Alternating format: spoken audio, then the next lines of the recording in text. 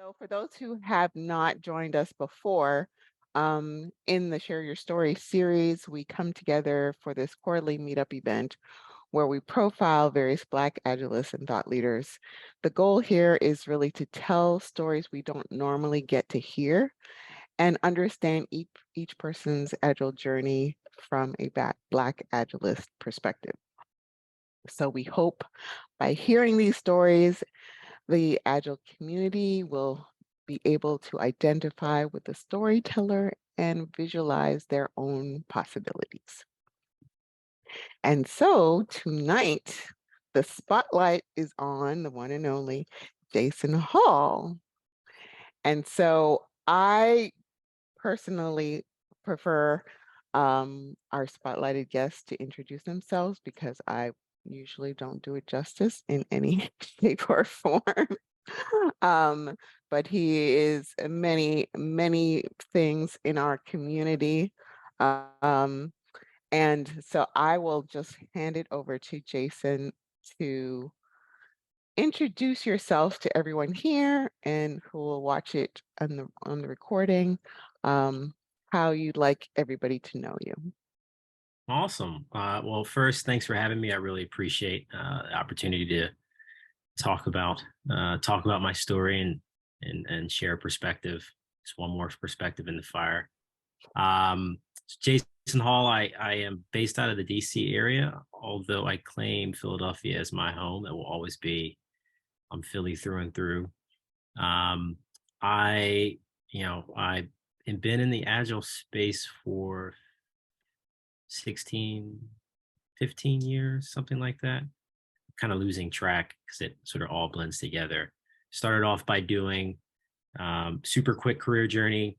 I was in the Air Force, got out of the Air Force, joined a consulting, very large consulting firm, Booz Allen, uh, Hamilton, where I met Carrie. Yeah. And I kind of started my agile journey there as in a doer role, really, product owner role. And loved it so much, transitioned to coaching, wanting other people to experience some of the stuff that I experienced being on that team. And then have been largely coaching, but moving around in different coaching aspects over the past several years. And now I work for myself as an independent consultant, offering my services to whoever will have me. And I'm sure there are many that will have you being your modest self. So I'd like to go back a little bit. Um, let's go with some origin story. So tell us about where you grew up as a kid. Yeah. So I grew up in Mount Airy in Philadelphia. It's like we don't really have a cool. I mean, no Meek Mill, no Will Smith, like no personality. It's not West or North Philly. It's I Mhm. guess like West. It's like Northwest, whatever. But I grew up. I spent most of my time on Cedarbrook Street in a row house, raised by my mom, and just had a bunch of core little neighborhood friends there. Managed to kind of keep my nose out of trouble and out of some bad things. And yeah, and I'd say after I went to school in Drexel too, so I didn't go too far. So I kind of stayed in Philly. I'll say being an adult in Philadelphia versus being a kid in Philadelphia is a complete different experience. When I was a kid, all I wanted to do is like leave the city. I wanted nothing to do with the city. I just wanted to like go to the suburbs where there's like grass and and whatnot. And then when I became an adult, I was just like, oh, this is a different place. The city's kind of fun. Um, and then yeah, and that was it. And then then I started my career after that. Okay. So what really sparked your interest in the IT space initially? Um, if I'm being honest, my eyesight sucked and I couldn't. I was to join the Air Force. I always wanted to be like a pilot. And I was like, I'll be a pilot. And I was like, this is great. This is awesome. I'm gonna fly jets and it's gonna be real fun. And then they were like, well, you gotta have perfect vision. And I was like, wait, what? And I had like 2200 vision, right? So it was It's like completely not perfect. And this is before they were doing waivers. And so they said, well, you can put down your list of choices. And I was like, well, computers are kind of fun. I always had fun sort of like toying around with them. I'll go into like the IT space. And that was kind of it. Now, like I went to school for information and technology, but I was going to school thinking like, yeah, I'm going to go to school for this, but ultimately, Right. I'm going to be an aviator. Um, and turns out that was like the best decision, unbeknownst to me at the time, right? Because if you're a pilot, you owe the military like 12 years, and then your options when you get out, aren't super great as a, Mhm. like you an F-16 Mm. pilot. Not too many places you can take that. But coming out like with a background in networks and infrastructure and computer, I mean, it was just like the sky's the limit. So it Right. ended up being like the best thing at the time. I was pretty disappointed. And actually, before even that, I believe it or not, I wanted to be an artist. I Really? like yeah, actually. So growing like when I was a real young kid, I was drawing. I would get entered in these art competitions.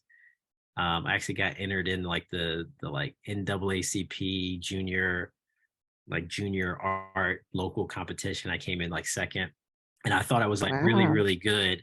So like in high school, I was like, oh yeah, maybe I'll be an artist. This will be great, and maybe I'll do like graphic design. And I had like one college art professor that kind of like killed my dream. He was just like, you're good, but you're like not great. Jeez. He didn't say that explicitly, but we had like a savant in the class. This Mhm. kid was like great, right? And so this would be equivalent if you playing soccer and you're like, oh, I'm pretty good, and then there's this kid like Messi who's in your class, and you're like, oh, okay, I guess I better find a backup plan. But anyway, so I shifted then there, and then that's when I went from like right hemisphere to left hemisphere. Mhm. And I was like, all right, well, I'll go into computers, but really maybe I'll just try to be a pilot. And yeah, so you're gonna find with the story, a lot of it is circuitous. I mean, it may seem like, oh man, he executed a well thought out, driven plan, but a lot of it was just kind of keeping my eye open for different experiences and wherever that would land me, and being open for what would happen, and then seizing a moment when I latched onto something.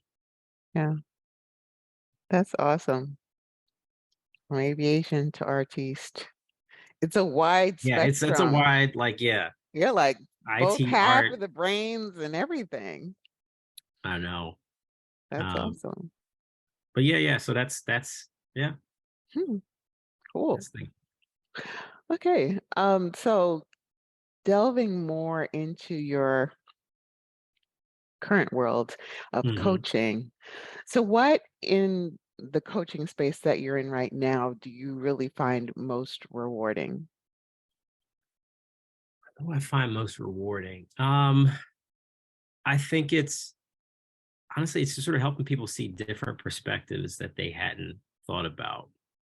Right. So helping people like achieve their goals or objectives, whatever they're trying to do, but really kind of see different perspectives. And it's sort of that feeling of like, oh, I'm genuinely helping someone, I'm helping a team, I'm providing um, value. That is rewarding. I mean, the coaching space is tricky, right? Because we don't like we don't like we don't like make shit. I'm sorry, can I curse? I probably can't curse anymore, right? I'll have Like we don't CP like edit that in the post. okay, all right. Yeah, we don't like make a product, right? So it's really hard. And I dealt with this for a long time, trying to figure out like, am I like adding any value anywhere? Am I doing anything? Like it really did kind of mess with me for a little bit, where it's like, well, yeah, I mean, I keep getting hired, so that must be something good. But like I can't see it. Right, I didn't put this out. The app didn't go viral, right? This feature isn't being right, raved about here and there. So like it was really difficult to determine um wow, how am I actually sort of adding value? And I really just sort of had to rely on like those qualitative measures of, right. let me let me poll the people who I'm working with and see whether or not, they have actually provided value. And sometimes stuff has gotten back to me secondhand after years of working with people. They're like, oh yeah, that like that thing you did with us, that's great. Like I still do that today.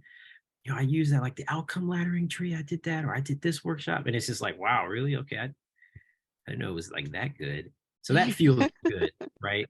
And I'd be Yeah, lying if I said I didn't need that. I yeah, 100% need that. yeah. Well, that's awesome. I mean, I'm sure it fuels your fire, right? That, every now and then hearing those kind of things it's the stuff that keeps you going, right? Yeah. No, absolutely. Well, I don't know who said it. Somebody said you'd be lucky to have you. So I know that is definitely true. Right. Um, so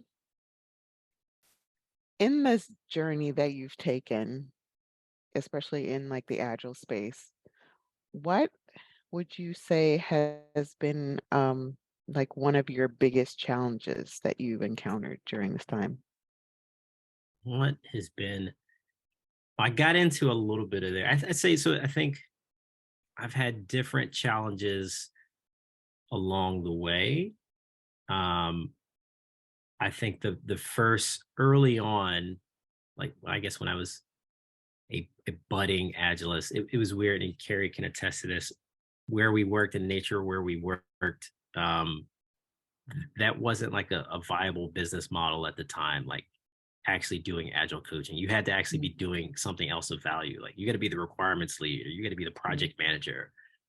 And so it was like trying to, and I wanted nothing of that. Like I didn't want to do any of that.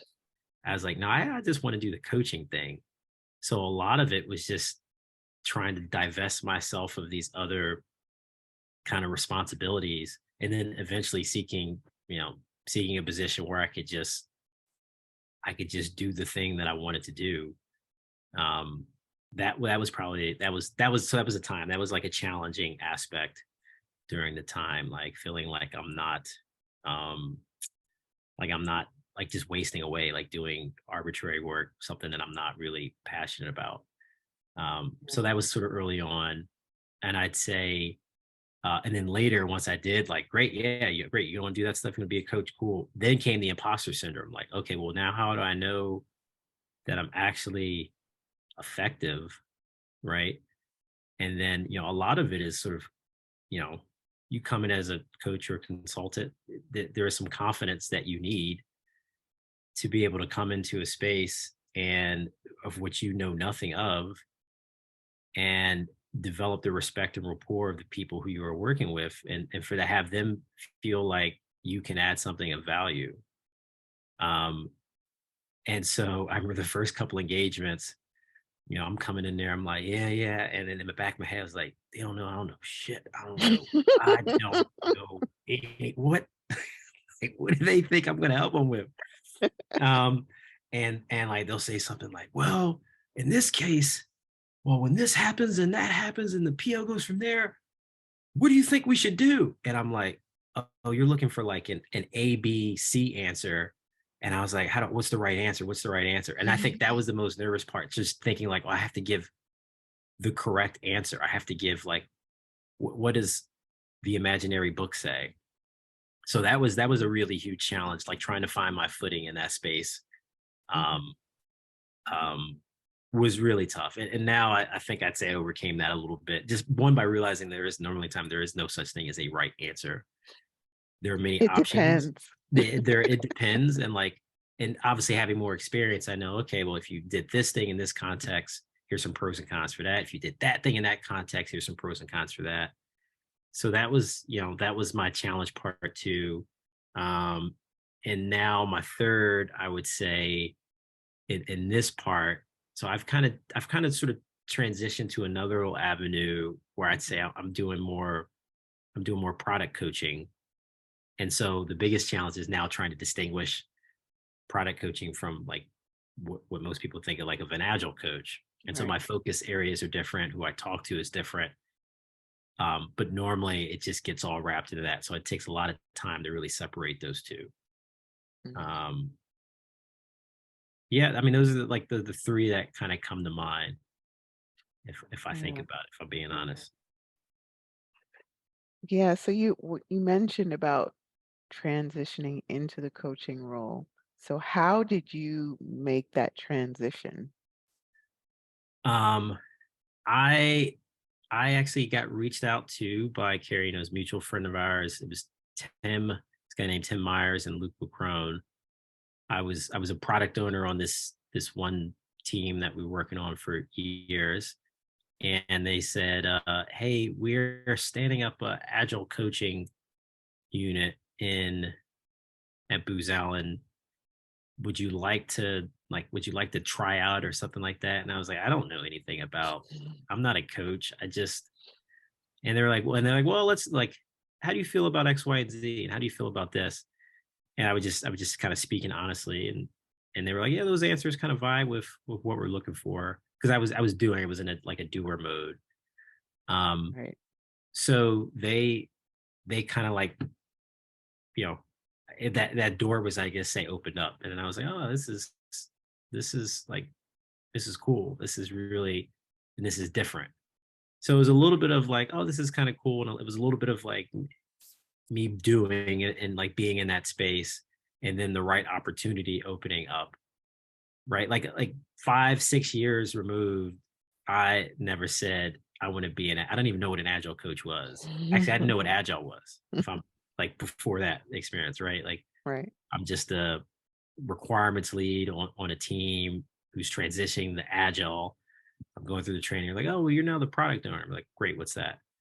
Um, yeah. So, it is tricky. Like, so there is an aspect of when people, because I get folks that say, well, how do I do that? And they're in a they're in a perspective of like, oh, I know that that's what I want to do. How do I get in it? And I was like, you have to remember, I didn't know.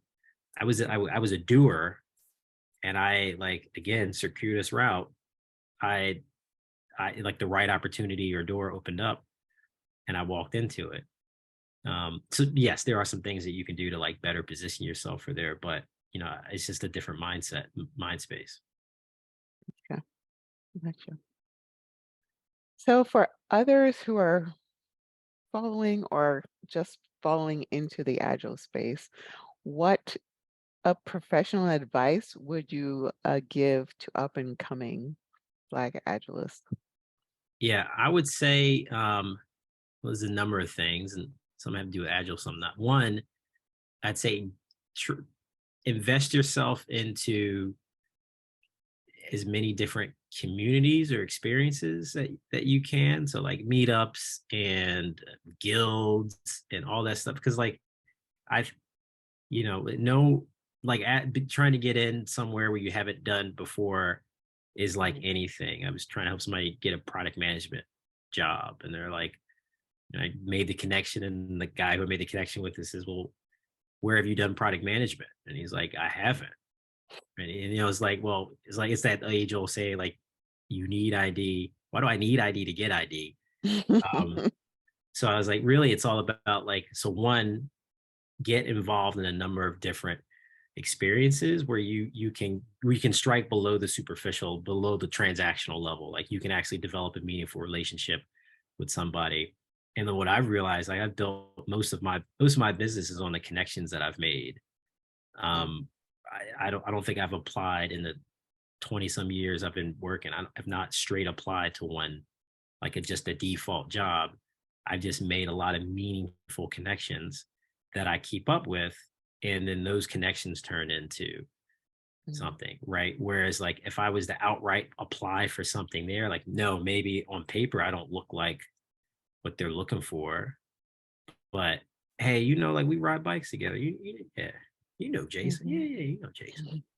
mhm, Um, so I mean, I think that helps. So that's the one aspect, and then the other one is, if you can if you can do like a side project that you're passionate about, but that you're actually, like, you're like, if you can be a maker of some sort, mm, I find that helps, right? So a maker could be, you could be a software engineer, you could be doing like a product design for something, you could be trying to start a startup, right? Because then that gives you the experiential, um, that gives you like actual lived in experience in a particular role. So you might go like, hey, I want to get involved in like in being an agile facilitator. So, oh, but I've worked on a team as a software engineer, or I've done this. Um, that's a big step up, right? If you don't have that experience in that particular role going forward. Mm, gotcha. So definitely building your community and building something. All right. Um, uh, do you can you think of or um, what would you say are barriers to entry into the Agile community for aspiring Black Agilists? Yeah. So I'm going to speak on the product side. So by the way, I've spent maybe I'd say for the past 5 years, I have spent like really trying to carve my niche in the like um, Right. product coaching and business agility product coaching. So I have more of those experience, but they're very similar. So for example, like if you looking at like there aren't a lot of like senior black product leaders Mhm. in the product spaces who are black, and you go, well, why is that? And it's like, well, because they pick from junior product managers or senior product managers, of which there aren't a lot of black folks in those positions. It's like, okay, well, why is that? It's like, Mhm. oh, because they're picking people with a bachelor's in business or master's in business administration from predominantly white institutions where there aren't a lot of black people. They're like, oh, okay, Mm, I see how this is going, right? So it's very hard to get, like, you're not gonna know. Very rarely is a company going to hire a leader, a product lead who has not been in that pipeline. So it's almost like, in order to see somebody up there, you got to start the work to change the roots to the system to how they get in the first place. And mm, that's going to have like that's like a 10-year lag, right? mhm, So it starts with like, all right, well, changing where these companies go and interview. It's something really interesting sort of happened in my life. So during the pandemic, during 2020, I was with a large bank, as a coach and independent consultant. And so the interesting thing, like, because I've been a coach or a consultant for many years, you don't get the same level of camaraderie and connection as you do working at a place, mhm, right? So even like just trying to like connect with other black peers, it is different for me. Like I'm still like an outsider. I'm not. I'm like this independent consultant coach, mm, and I'm not really there. I'm not like developing a relationship there. Anyway, so it's 2020.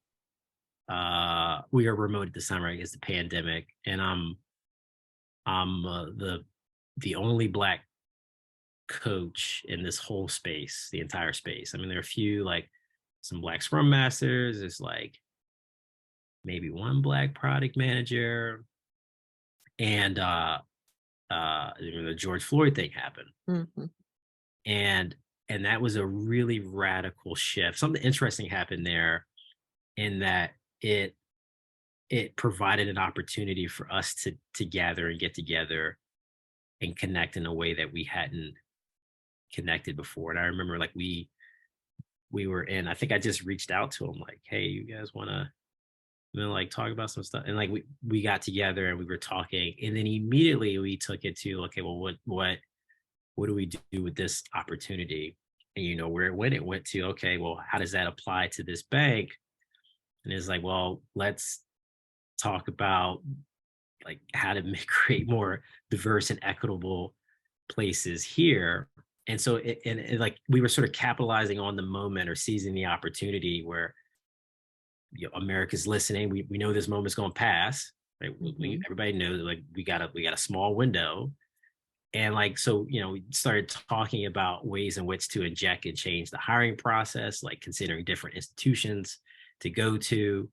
Um, and I like that felt really good. And that window closed, by the way, right? Like, I Mm, don't know if you notice, a lot of appetite for D and I stuff has waned, mm, right? I mean, just truthful. Like it's almost like, and it's you almost have to wait for some other cataclysmic event to happen to bring people's attention back to it. Um, but you like it doesn't mean you don't continue the work. You still do the work, um, but that was just something interesting there. Like there was for that short window, everybody was kind of hip to what was going on. And it was like, all right, well, who can we get in with? That person is open to talking to us now about this thing because of this moment. mhm. So let's take that advantage to talk about, yes, like this is awful. We can't believe that happened. Let's talk about the hiring practices here. Let's talk about like where do you go to pick, like where do you Right. go to look for these leads into these like junior product roles, et cetera. Like what are the numbers for your workforce at all different levels? So that was kind of awesome to be able to like to be able to actually be a part of that, especially me not being like an employee. Right. Right. Awesome. So following that thread, um, what are some things you think potential employers should be looking at to attract and retain Black Agilists? Um, so again, I'm gonna apply my product lens because I'm Yeah. about the black product people. Um, I I'm I think I'm always aware, unless we're in that moment of national empathy. I'm always aware that it's not a given that people even care about attracting, right? So I'm thinking about like who's my real audience to this. And so one, in order for me to before I even talk about, well, here's some things you do to attract Black folks, I have to know or be at least slightly convinced that you even care about diversifying your organization. Like, I'm not going to waste my time talking about, hey, like here, you should look here, maybe set up these benchmarks and metrics, and you don't give a rat's ass about, like, that's a Mhm. different conversation, right? Which I can have, but it's a different level. So to that end, I think I try to think about, well, how going up a level, how can I make the case, continually make the case about why it matters? And so when I think about, well, what do these organizations care about? They care about profit. And I think about, okay, you're building a product team.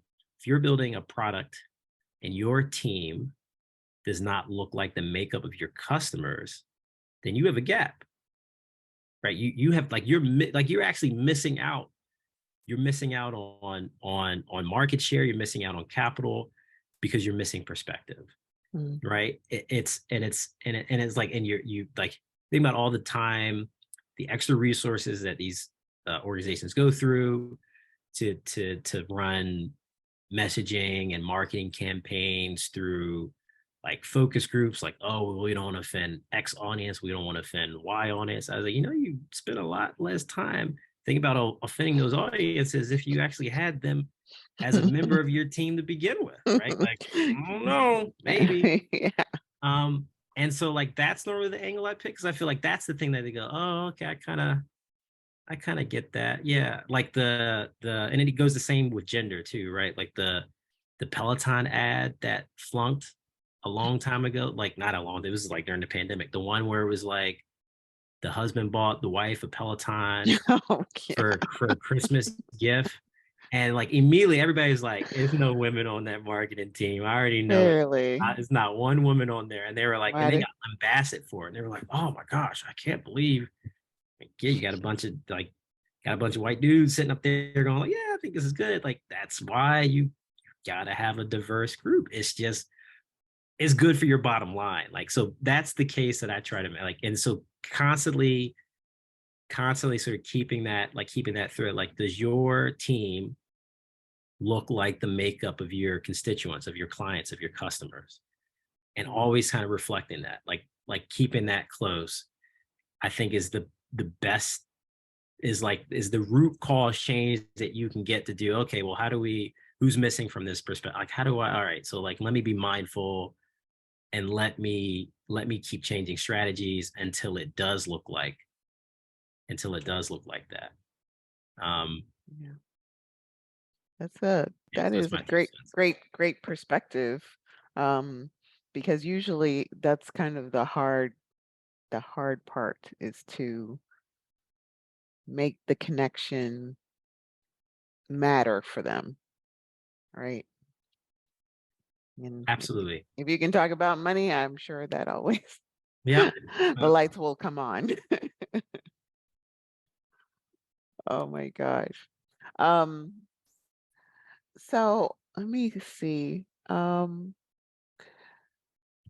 Is there, I guess, taking this opportunity to highlight other Black Agilists, is there any one or a couple of folks that you would call out right now who are doing like amazing things in this space?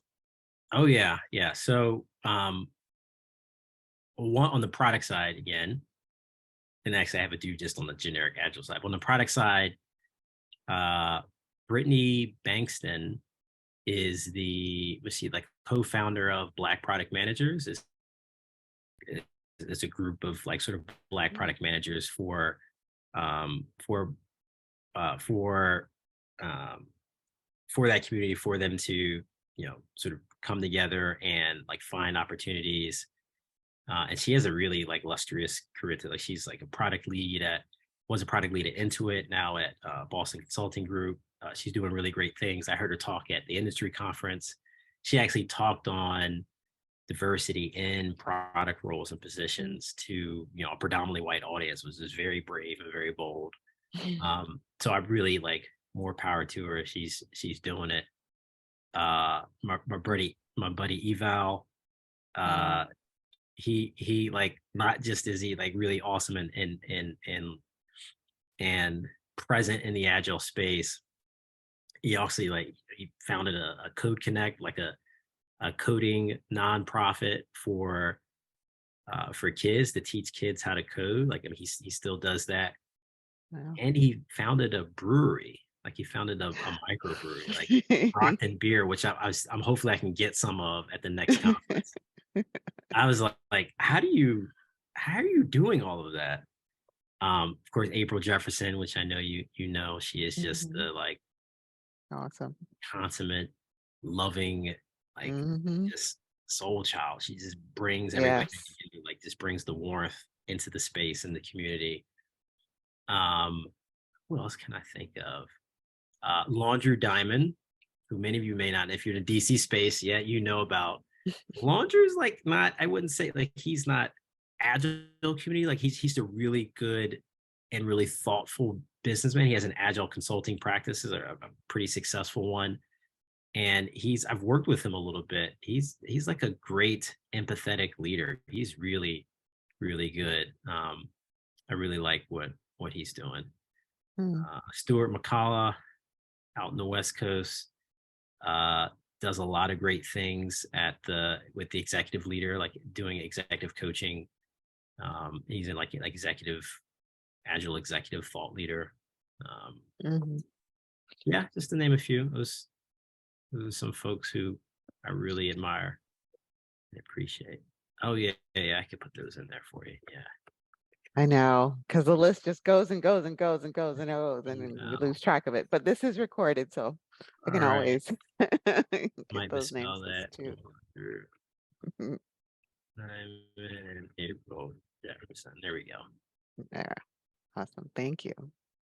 Um, Oh, and Stewart. I'll get him too. yeah, put them all in there. Yeah, yeah. So what is one thing um you do regularly that you think makes you a better coach? Um, I open myself up to honest feedback, like anonymous feedback. Mhm. So in the middle, definitely at the end of any engagement, I have this survey or poll that I send that's it's like three questions. What would you say other people's perspective of me is? What would you say my best strength is? And what's something I probably could work on? It was the hardest thing for me to do. The first time I did it, it was tough to like look at. I mean, it's like, oh man, this is gonna be tough. And not all Mhm. the feedback was great. I mean, Mhm. that's how feedback works. Um, but I regularly do that, and I use that to sort of adapt or influence or close my blind spots. So the things that I don't even know that I don't know, and that's more valuable than whatever pain or hurt I might feel from getting a bunch of bad reviews. Mhm. Um, so I do that constantly, and plus it helps me like level set when I think I'm like, all right, I think that went well. I think I made an impact. Now let me send this out and confirm, right? And I'm like, and Right. feedback is buzzing. I'm, okay, all right, so that's good. So my radar is functioning. Um, so yeah, I do that. I do that quite often. Mm. Yeah, I mean, I think sometimes it can be challenging with anonymous feedback because, you know, there might be some context in there that would benefit from a conversation, but it's still feedback, I guess. So there's a nugget in there Mm. somewhere. Yeah, and I mean, I'm accepting in that, people are not most people, the majority of people are not going to be comfortable giving critical feedback face to face.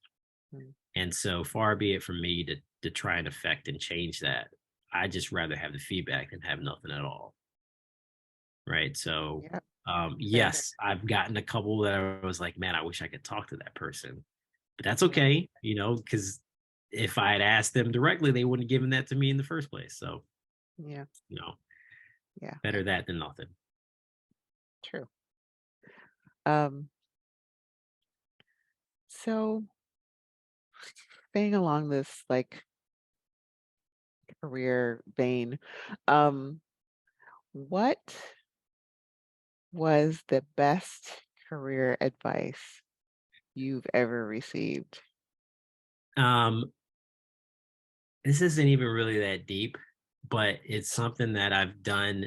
So back when I was, you know, very happy and content at booze, there was a peer of mine who we were talking about like jobs and whatever, and he was like, oh yeah, we were talking about like, he gets a lot of like headhunters or recruiters, and I was like, oh yeah, like I'm happy, I don't do anything, and he was like, what do you mean you don't entertain that? I was like, no, no, no.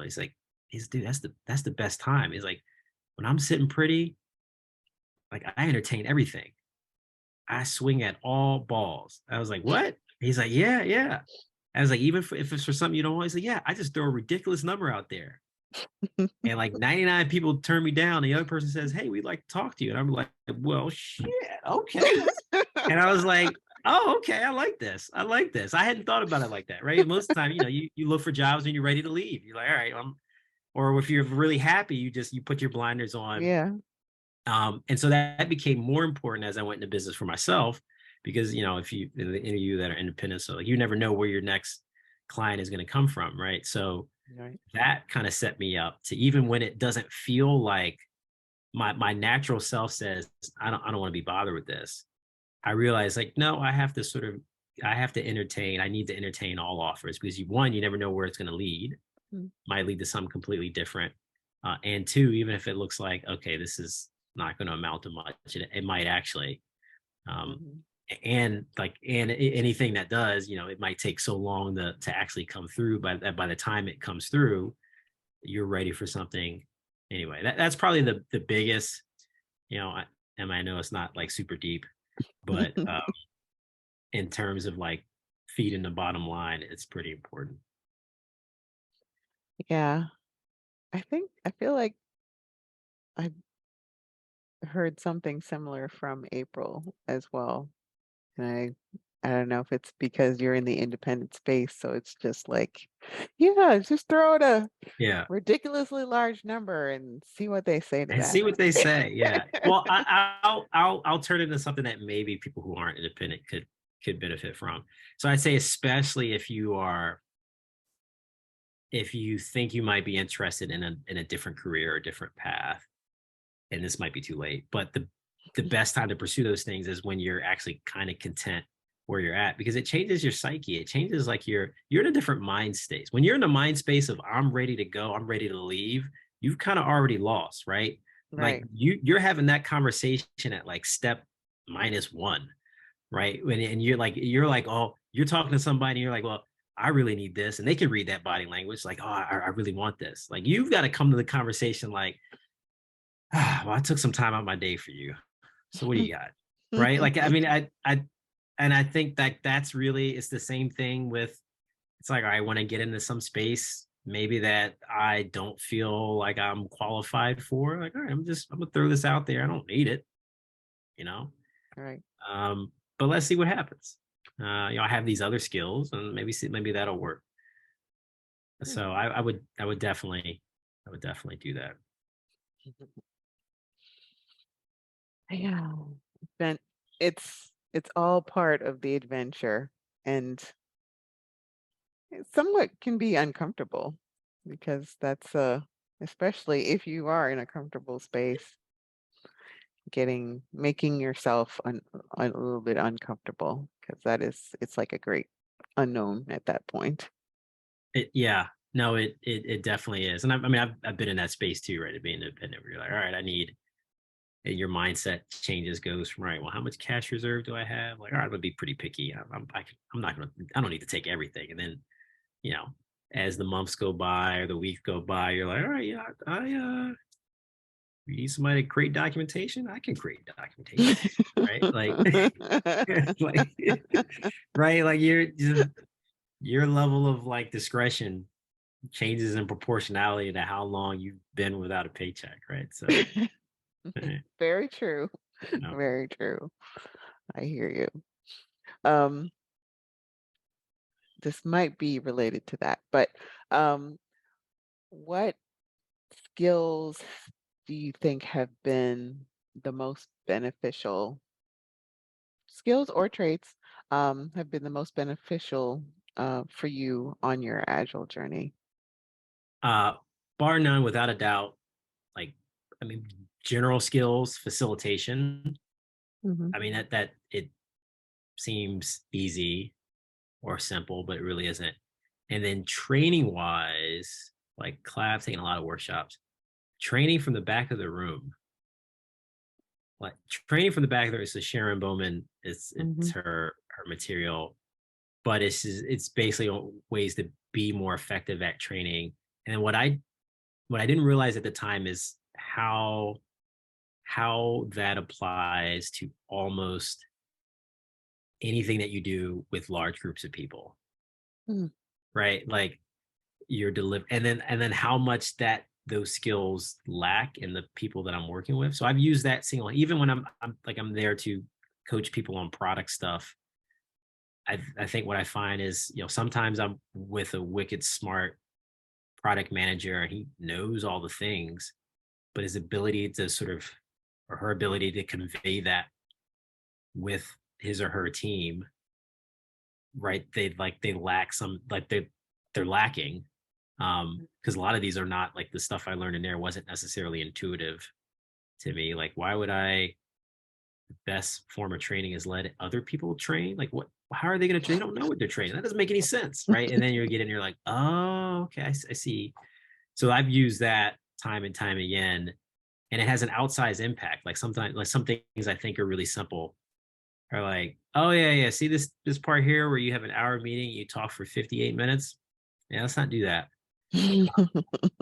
Right. Let's do this. And, like, we need a space for people to, like, contribute other than just talking. Like, the things that seem really simple to me, like, I'll do that. And the feedback I get is just amazing. Like, this, what is this? What is he? Magic. We want Magic. more of this magic. What is this? I don't tell them it's training. I was like, this is Jason's secret stuff. The tell you what it secret is when sauce. you're done. Yeah. But no, that one's been really, really impactful. Hmm. All right, we're wrapping up with our time here, and I'll give a little space for questions after since we started late. But before we go into that phase, is there anything else that we didn't cover that you want everyone to know about you or your experiences? Um, Not necessarily. I mean, I said it more in the beginning, uh, but I had a circuitous route to where I'm at now, mostly by just really trying to pay attention about forming genuine connections and relationships and being like loose on the details, right? Hmm. So like other than that brief period of time where I wanted to be a fighter pilot, there wasn't ever really anything that I was specifically like, I want to do this thing. Right. Um, and then because you get tripped up into like, well, I think I have to do this to get there, and I have to like, I got to be here by there. I got that I don't, I don't find that route to be super helpful. Hmm. Um, Instead, like you never know, like, oh, I'll make a relationship with these group of folks and we'll talk about things. And wow, lo and behold, this person who I was talking about nothing to do with work, all of a sudden it's talking about they have a need for X, Y, and Z. And like we have a genuine relationship. We've connected on something. Hmm. Um, so like that, I think that is the relationships over anything else is been super valuable. Yeah. And that was Okay. it. Thank you. I totally wholeheartedly agree with that. I I am all about the community, and this is why we do these things is to grow communities for those who don't have community. We are here to create community for you. So, And I y- appreciate you, Nicole, and everything that you're doing. thank you. I appreciate you and that we are finally able to get this together. Yes, yeah, this is a long time in the making. I know. Long time coming. It's a long time coming. So I appreciate you taking the time to chat with us, to share your story, and for others to just benefit from the experience and the path that you've taken. So I will open it up if anybody has any questions before we wrap for the night.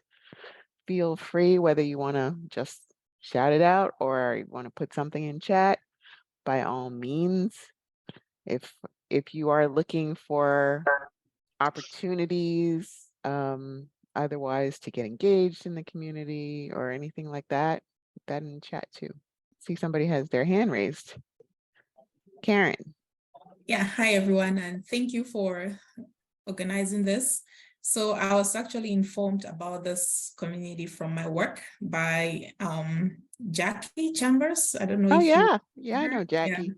So she's actually my boss at work. So in the course of having a conversation, she told me about this. And then I also work with one other person, Team Driver. He also mentioned this community to me. So actually my first day, I just wanted to see what's going on here and just get to meet more people and just connect. And I really appreciated everything I've learned so far. Jason, thank you for everything you shared. I appreciate the work you all are doing. Oh, thanks for coming and thanks for Thank hearing me. you, Karen. Thank you for joining us. All right, we have David. What's happening? Can you hear me okay? Yep.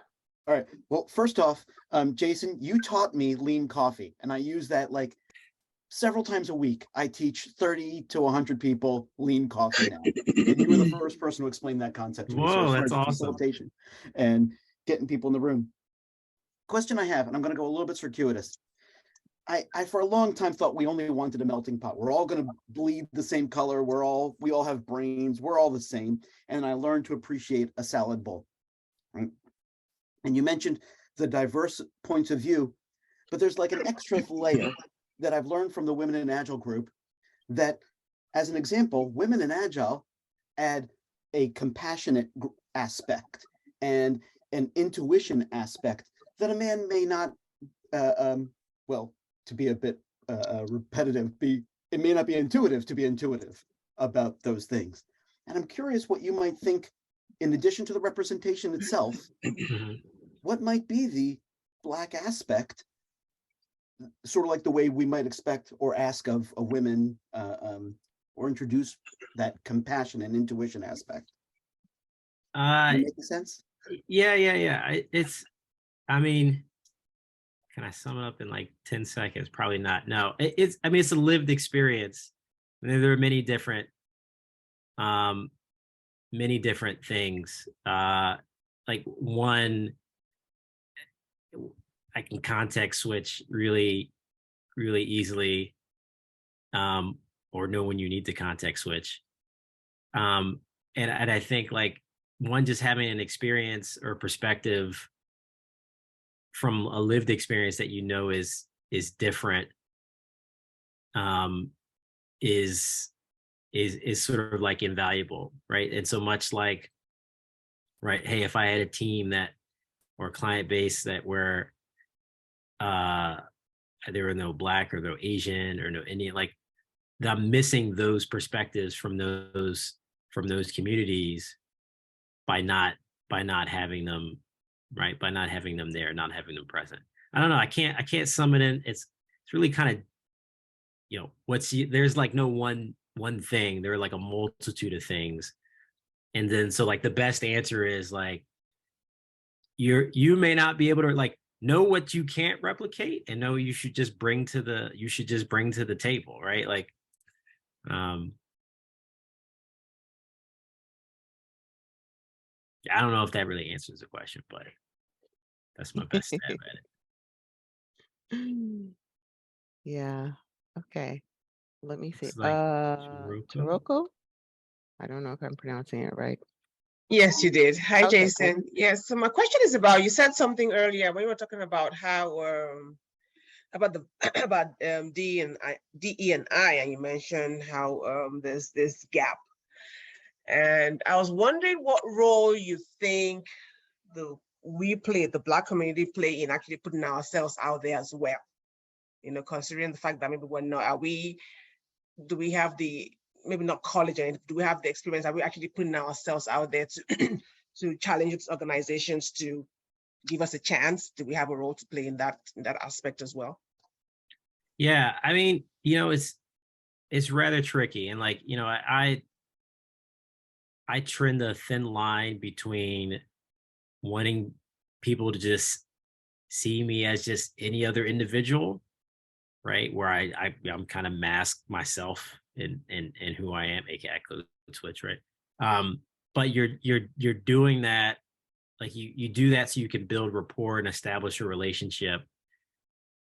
And then, you know, I think when the opportunity presents itself to bring the other part of you there, right, then you have to know kind of when to capitalize. Like that time that I spent at the bank, I spent that whole time there leading up before that moment, that inflection piece, never once bringing any other part, like bringing the Black part of myself there. Like it was all business.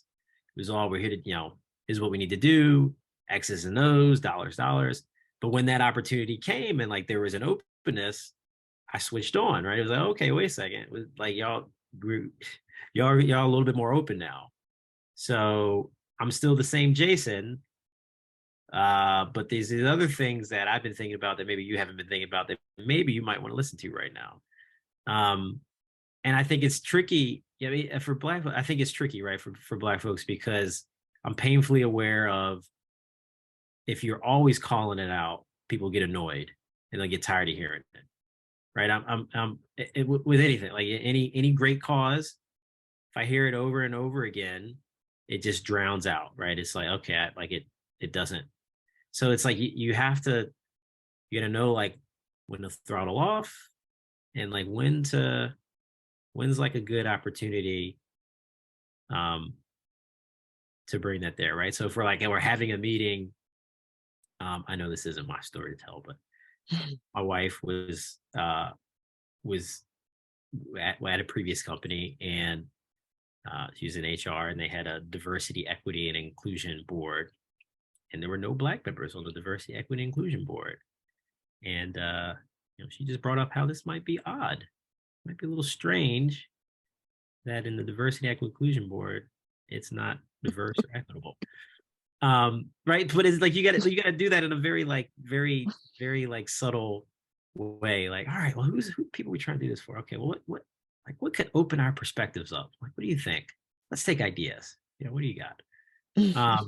So yeah, it's delicate. It really is. Like, so do we always show up when we should? I mean, I think that depends on the individual, right? Maybe I probably don't show up as much as some other folks do, and I get that. I'm aware of that. I'm aware I can get into more spaces than other people can't, but then I also try to use that to have people listen to another perspective that maybe they otherwise wouldn't, coming from somebody different. Yeah. Thank you. All right. Anybody else have any other questions for Jason before we wrap for the evening? I don't know what time zone everybody's in, but either dinner for people, late afternoon. But again, I'll just say thank you, Jason, so much for sharing. These are the stories that most people don't get to hear, and so we're just really happy that you volunteered to be part of this. So again, we thank you.